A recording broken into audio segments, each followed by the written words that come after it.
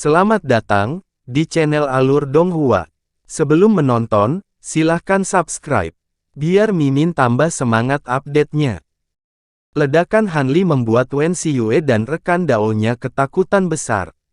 Sebelum mereka memiliki kesempatan untuk menanyakan tentang situasinya, semburan cahaya tiba-tiba melintas dari ujung jari Hanli saat dia mengetuknya ke arah tanda lahir merah di telapak tangan wanita muda itu. Sebuah bola kecil cahaya biru segera menghilang ke telapak tangannya. Wen Xiyue dan rekan Dao-nya tidak tahu apa yang sedang terjadi, tetapi mereka tidak berani mengganggu apa yang sedang dilakukan Hanli. Adegan yang luar biasa kemudian terjadi. Setelah cahaya biru menghilang, tanda lahir merah menjadi lebih cerah warnanya sebelum mulai memanjang. Secara bertahap, itu berubah menjadi pola naga merah yang muncul di tengah telapak tangannya. Naga itu sangat jelas dan hidup. Aku tahu itu, Hanli bergumam. Dia berbalik untuk menilai Tian Qiner lagi, dan ekspresinya menjadi semakin aneh. Hati Wen Xiyue langsung mengepal karena khawatir saat melihat ini, dan dia bertanya, "Senior Han, apakah putriku?" Hanli menghela napas, dan bertanya, "Tidak apa-apa, aku telah menemukan mengapa kondisi putrimu sangat aneh. Saya mendengar dari percakapan Anda sebelum dia digigit serangga berbisa yang tidak dikenal sebelum jatuh sakit."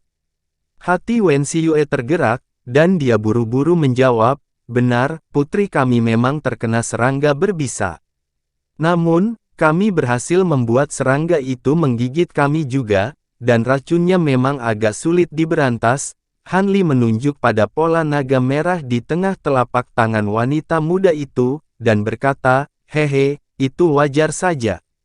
Racunnya hanya ikan haring merah, membuat Anda percaya bahwa itu adalah akar penyebab kondisi putri Anda. Hal yang benar-benar menimbulkan ancaman bagi hidupnya adalah Dragon Cry fisiknya. Dia adalah kultivator wanita dengan fisik khusus yang unik untuk pria. Selain itu, serangga tersebut kemungkinan besar juga memiliki racun tipe yang sangat kuat, dan kombinasi dari kedua faktor itu memuncak dalam kondisinya saat ini.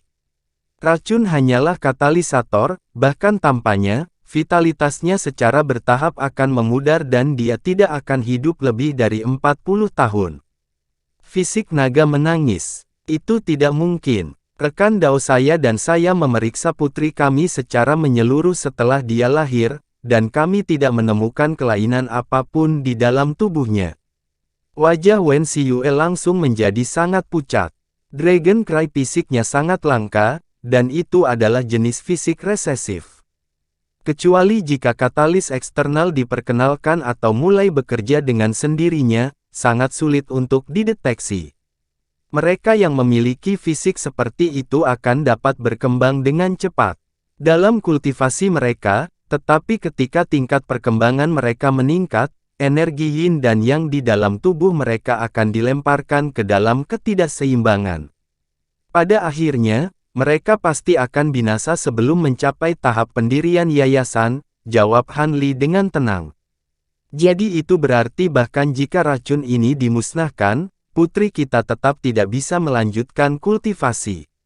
Ekspresi panik muncul di wajah Wen Xiyue dan ekspresi Dao kompanionnya juga menjadi sangat serius. Kita akan membicarakan hal-hal itu nanti. Biarkan aku membuang racun di dalam tubuhnya terlebih dahulu. Kalian berdua, tinggalkan kabin ini untuk saat ini, aku akan memanggil kalian berdua kembali ketika aku sudah siap, perintah Hanli. Iya. Pasangan itu tidak berani menolak dan hanya bisa keluar dari kamar. Saat melihat ini, sedikit kegelisahan muncul di wajah wanita muda itu untuk pertama kalinya. Hanli berbalik ke arahnya dan tiba-tiba mengayunkan lengan baju ke udara. Cahaya biru menyala dan Tian Qiner merasakan penglihatannya kabur sebelum dia merosot ke tempat tidur. Hanli mulai memeriksanya lagi dengan hati-hati. Dia ingin mengetahui sesuatu dengan menilainya. Setelah beberapa saat, Hanli menghela nafas dan bergumam, dia memiliki aura yang sama, dia juga seorang wanita dengan Dragon Cry fisik, dan dia ahli dalam mantra formasi. Apakah ini benar-benar hanya kebetulan atau sebenarnya reinkarnasi? Dia kemudian menyatukan tangannya sebelum memisahkannya lagi, di mana selusin jarum perak berkilau setipis benang sutra muncul di antara jari-jarinya. Han Li melambaikan tangannya di udara dan jarum perak melesat maju, menusuk ke titik-titik tertentu di tubuh wanita muda itu dengan akurasi yang tepat, sebelum menghilang dalam sekejap mata. Han Li kemudian membuat serangkaian segel tangan saat jari-jarinya menari dengan cara yang tidak menentu. Semburan cahaya dari semua warna berbeda terbang keluar dari sela-sela jarinya, langsung berubah menjadi jaring cahaya 5 warna yang menyelimuti wanita muda di bawahnya. Di luar kabin kayu ada halaman kecil, di mana Wen Xiyue dan Dao-nya pendamping berdiri. Mereka terus-menerus menatap pintu kabin kayu dengan kekhawatiran melintas di mata mereka. Tampaknya berdua sangat mencintai putri tunggal mereka. Keempat murid pendirian yayasan berdiri ke samping, bahkan tidak berani bernapas terlalu keras. Kabin kayu itu benar-benar sunyi dan kesunyian ini semakin memicu kecemasan pria anggun itu. Namun, terlepas dari kekhawatirannya, dia tidak berani mengirimkan suaranya ke Wen Xiyue. Dia tahu betapa kuatnya indera spiritual seorang kultivator Nas Chen Sol akhir, dan dia sangat sadar bahwa tidak mungkin transmisi suaranya akan luput dari perhatian Han Li. Jika dia mengatakan sesuatu kepada Han Li, maka konsekuensinya bisa menjadi bencana. Saat kekhawatiran dan kecemasannya mencapai titik didih, suara Han Li tiba-tiba terdengar di telinganya. "Baiklah, kamu bisa masuk sekarang." Pria anggun itu segera bergegas menuju pintu kabin setelah mendengar ini. Saat dia melakukannya, dia melirik Wen Xiyue. Dia juga memasang ekspresi senang, dengan demikian menunjukkan bahwa dia pasti telah menerima transmisi suara juga. Karena itu, pria itu segera membuka pintu dan masuk tanpa ragu-ragu. Wen Xiyue mengikuti di belakangnya. Han Li masih duduk di kursi yang sama, dan kepalanya menunduk saat dia memeriksa bola api biru seukuran kepalan tangan. Di dalam nyala api diselimuti beberapa gumpalan benang hitam yang bengkok. Utas itu tampaknya memiliki sifat spiritual. Sementara itu, wanita muda itu terbaring diam di tempat tidur, sepertinya tertidur lelap. Ruangan itu dipenuhi dengan aroma yang tidak jelas dan aneh yang sangat samar. "Senior Han, putriku, aku memberinya pil pengembalian mimpi. Kalian berdua bisa pergi dan melihatnya sendiri." Han Li memotong pertanyaan Wen Xiyue saat dia bangkit dan meninggalkan kabin kayu. Wen Xiyue sangat lega mendengar ini dan setelah mengungkapkan rasa terima kasihnya yang sebesar-besarnya, dia dan rekan Dao-nya bergegas ke tempat tidur untuk menilai kondisi putri mereka. Sementara itu, Han Li sedang bermain dengan bola api di tangannya saat dia berjalan ke halaman luar. Keempat murid pendirian yayasan tercengang oleh kemunculan Han Li, dan segera berusaha untuk memberi hormat kepada pria yang sangat kuat ini. Namun, Han Li dengan santai melambaikan tangan ke arah mereka, menandakan agar mereka tenang. Dia kemudian berjalan ke sudut halaman dan melirik bola cahaya biru di tangannya, sebelum tiba-tiba menggosok kedua tangannya. Cahaya keemasan segera meletus di antara kedua tangannya di tengah suara gemuruh petir. Bola cahaya biru hanya berkilauan beberapa kali sebelum direduksi menjadi gumpalan asap oleh cahaya keemasan. Benang hitam yang bengkok juga mengalami nasib yang sama karena direduksi menjadi ketiadaan. Bau yang sangat busuk menguar di udara, membuat seseorang untuk muntah. Alis Han Li berkerut saat dia mengayunkan lengan bajunya ke udara, menyapu embusan angin kencang yang menghilangkan bau mengerikan itu. Dia kemudian menggenggam tangannya di belakang punggungnya dan menatap langit dengan mata menyipit, tampaknya sedang berpikir keras. Setelah beberapa lama, dia mendengar suara langkah kaki datang dari belakangnya. Han Li berbalik, dan berkata dengan suara acuh, "Aku sudah memusnahkan sebagian besar racun di tubuhnya, tapi yang terbaik adalah kamu menemukan inti iblis ikan yang iblis putih, lalu minta dia untuk mengkonsumsinya mentah-mentah." Jika ada sisa-sisa racun di dalam tubuhnya, itu akan dikeluarkan juga. Terima kasih atas kebaikanmu yang besar, senior. Di kehidupanku selanjutnya, aku pasti akan melayanimu sebagai pelayanmu yang paling setia untuk membayar hutang ini. Orang yang mendekati Han Li adalah Wen Xiyue. Kehidupan selanjutnya. Apakah Anda benar-benar percaya pada reinkarnasi bagi kami para kultivator? Han Li bertanya dengan suara yang agak aneh. Aku tidak yakin apa maksudmu, senior. Wen Xiyue agak bingung dengan pertanyaan acak ini.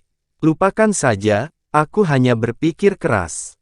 Izinkan aku memberimu peringatan, aku menyuntikkan beberapa kekuatan spiritual yin yang mendalam ke tubuh putrimu, yang untuk sementara menekan reaksi dari Dragon Cry fisiknya. Namun, itu hanya perbaikan sementara. Jika dia menyerah pada kultivasi, dia akan dapat hidup selama orang normal dengan bantuan beberapa pil. Namun, jika dia terus berkultivasi, bahkan jika energi tipe yang di tubuhnya menjadi hanya sedikit lebih kuat, kekuatan spiritual yang saya tanamkan padanya akan kehilangan efeknya dan serangan balik akan dimulai lagi. Apakah Anda mengerti? Han Li memperingatkan dengan ekspresi tegas. Apakah benar-benar tidak ada cara untuk membasmi efek dari Dragon Cry fisik? Tolong beritahu saya jika ada cara, senior. Saya benar-benar tidak akan mampu menahan rasa sakit karena hidup lebih lama dari putri saya. Wajah Wen Xiyue sedikit pucat saat dia berlutut lagi. Pada kesempatan ini, Han Li tidak menghentikannya. Sebaliknya, dia hanya berkata dengan suara tenang, ada jalan, tapi akan sangat sulit bagimu untuk mencapainya. Wen Xiyue mengertakkan gigi dengan ekspresi tegas, dan berkata, selama putriku dapat berkultivasi lagi, aku akan melakukan apa saja, bahkan jika itu berarti menyerahkan hidupku. Pil juga perlu dikonsumsi selama proses ini dan saat kultivasinya meningkat, pil yang dibutuhkan akan semakin berharga. Jika dia mencapai tahap pembentukan yayasan, Anda dan rekan Dao Anda kemungkinan besar tidak akan mampu membeli pil yang dibutuhkan. Aku membutuhkan kultivator Nas Chen Sol yang datang dan pergi atas perintahku. Wajah Wen Xiyue langsung memucat. Hatinya tenggelam begitu Han Li menjelaskan metode ini padanya. Tidak peduli seberapa besar dia mencintai putrinya, dia tahu bahwa ini tidak mungkin.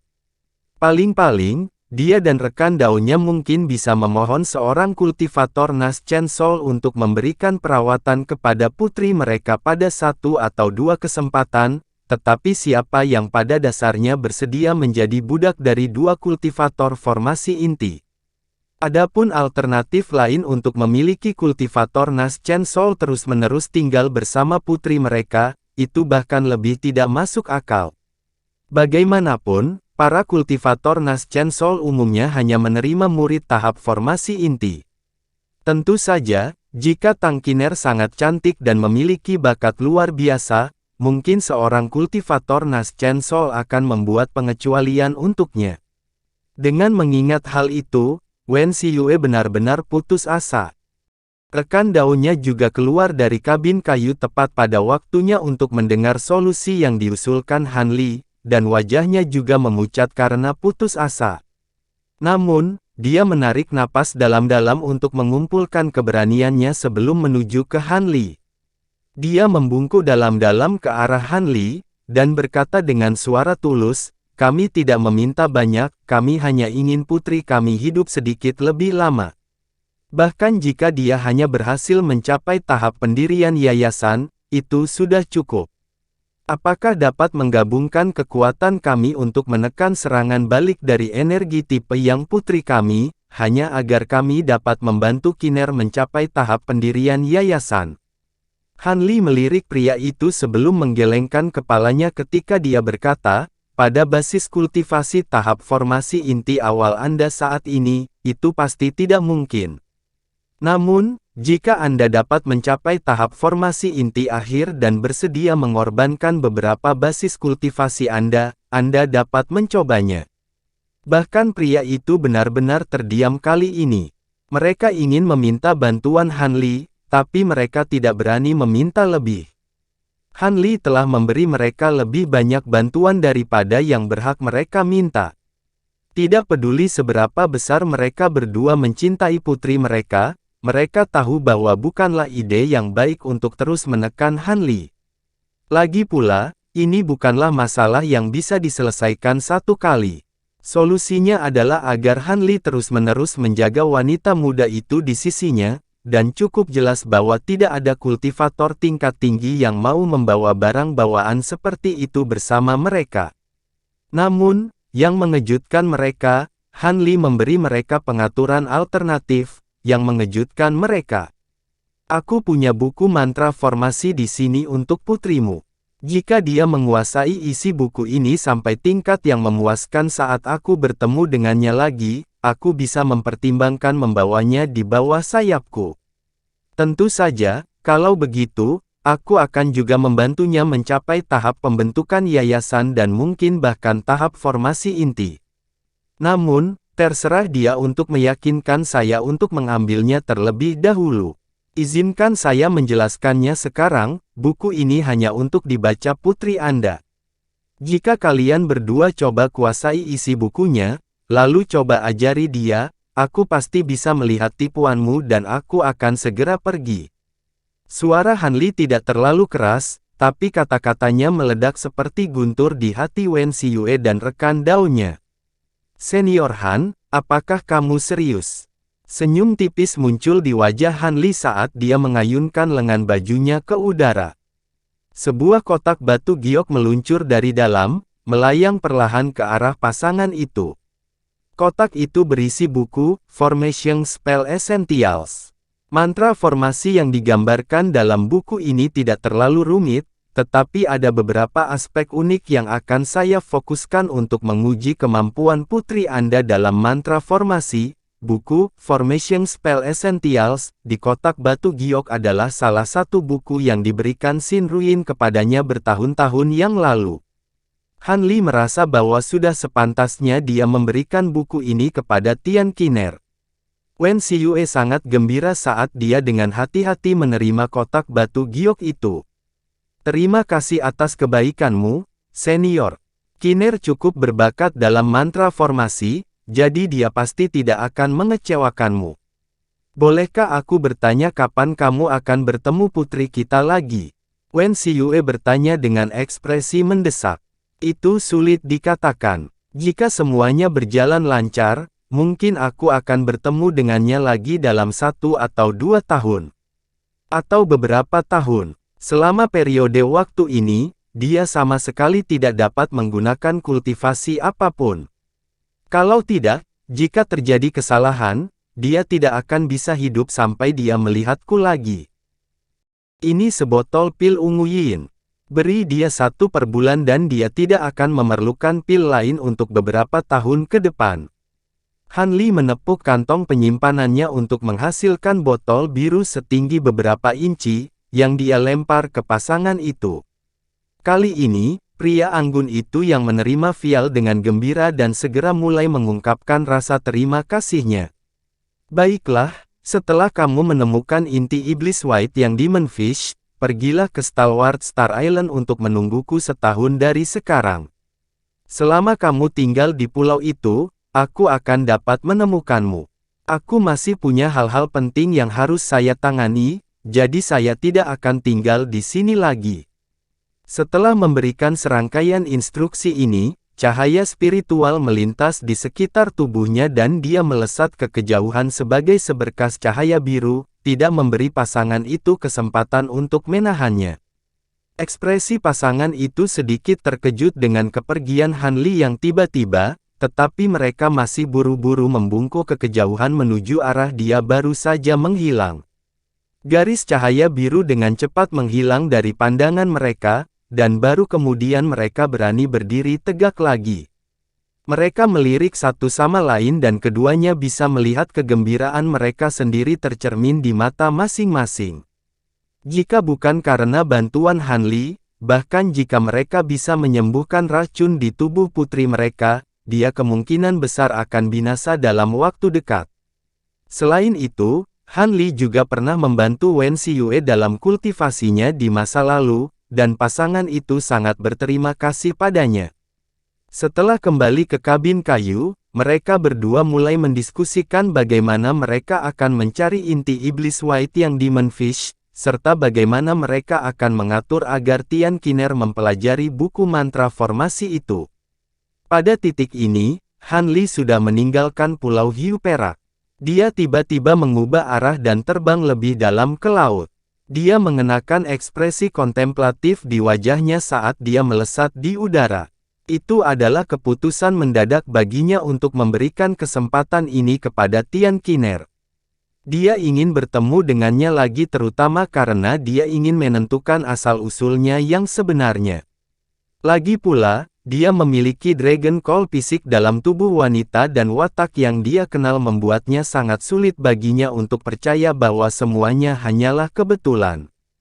Jika bakat mantra formasinya juga sangat luar biasa, sehingga memungkinkannya untuk dengan mudah mengumpulkan esensi dari buku esensi mantra formasi itu, maka ada kemungkinan besar bahwa dia benar-benar reinkarnasi dari Xin Ruyin atau memiliki asal misterius lainnya. Sebenarnya ada contoh reinkarnasi masa lalu di dunia kultivasi, di mana orang yang bereinkarnasi telah mempertahankan beberapa sifat dan ingatan mereka dari kehidupan masa lalu mereka. Kasus-kasus ini sangat jarang, tetapi pasti ada presedennya. Namun, tidak satu pun dari kasus-kasus itu yang benar-benar dapat diverifikasi dengan bukti dan hanya rumor yang tampaknya masuk akal. Karena desas-desus itu, legenda tentang dunia bawah juga mulai beredar dan entah bagaimana itu menjadi keberadaan misterius yang mirip dengan alam roh.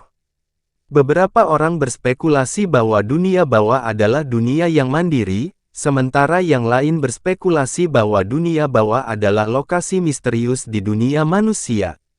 Tentu saja, ada juga yang berpendapat bahwa dunia bawah tidak ada dan hanya isapan jempol. Han Li selalu duduk di pagar ketika sampai pada masalah ini.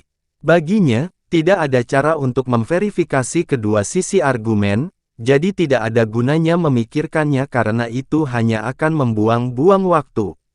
Namun, Qi Yunxiao dan Xin Ruyin adalah teman baiknya.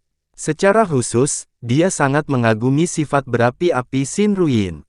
Sekarang dia telah menjadi seorang kultivator yang sangat kuat. Jika Tian Qiner ini benar-benar reinkarnasi Xin Ruyin, maka dia tidak keberatan membawanya. Selain itu, Xin Ruyin hanya kultivator pendirian yayasan pada saat itu, namun dia sudah bisa membantu Qi Yunxiao dalam mengembangkan alat formasi tingkat rendah. Jika dia telah hidup cukup lama, memiliki buku mantra formasi yang cukup untuk referensi, dan melihat lebih banyak dunia, prestasinya di bidang mantra formasi akan beragam. Prioritas utamanya adalah untuk maju ke tahap transformasi dewa, jadi dia pasti tidak akan bisa memusatkan banyak perhatian untuk mempelajari mantra formasi.